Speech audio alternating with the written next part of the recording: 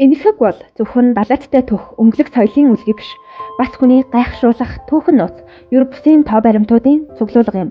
1.4 тэрбум хүнтэй энэ улс дэлхийн хүн амын 17 орчим хувийг эзэлдэгч газар нутгийн хэмжээгээрээ эхний 10-т ч болтгүй. Эртний соёл иргэншлийн үлгий Мохонжо-даро дэлхийн алдарт ган мөрөн Таж Махал зэрэг гахамшгууд нь олон сая жуулчдын сэтгэлийг татдаг. Гэхдээ энэтхгийг зөвхөн үзэсгэлэнт газруудаар нь төсөөлөх нь дутуу. Тус улсын түүхийн туршид дайн долоончлал, үндэсний хөдөлгөөн, шинжлэх ухааны ололт амжилт, бүр сансрын уралдаанд ч оролцож ирсэн. Одоо тэгвэл энэ сонин заримдаа итгэмээргүй баримтуудтай танилцъя. 1. Дэлхийн хамгийн том ардчилсан улс. Энэтхэгт сонгуулийн үеэр 900 сая гаруй хүн саналаа өгөх хэрэгтэй байдаг. 2019 оны сонгуул нь бүхэнд хамгийн том ардчилсан санал хураалт болж нийт сонгогчдын 67%-аас илүү хувь нь оролцсон байдаг. Саналын хуудсыг тээвэрлэхийн тулд заримдаа даан, тэмээ, зав, бүр нисдэг тэрэг хүртэл ашигладаг байна. 2. Дэлхийн хамгийн урт төмөр замын сүлжээний нэг. Энэтхэгийн төмөр замын сүлжээ нь 68,000 км өвчтөй бөгөөд өдөр бүр 23 сая орчим хүн зорчдог. Энэ нь Австралийн хүн амаас ч олон гэсэн үг.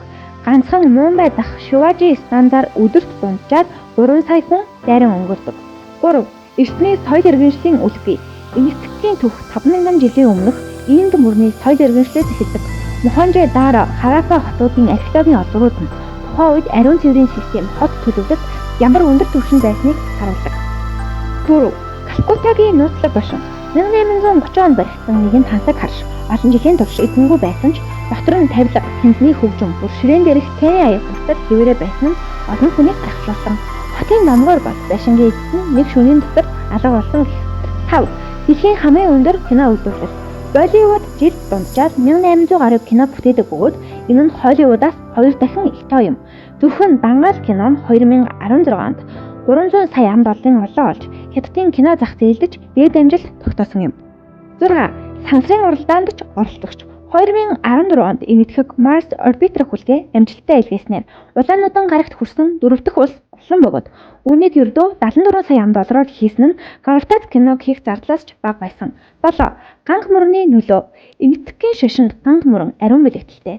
Жил бүр 20 сая гаруй хүн ганг мөрөнд сэлж мөргөж ариусдаг.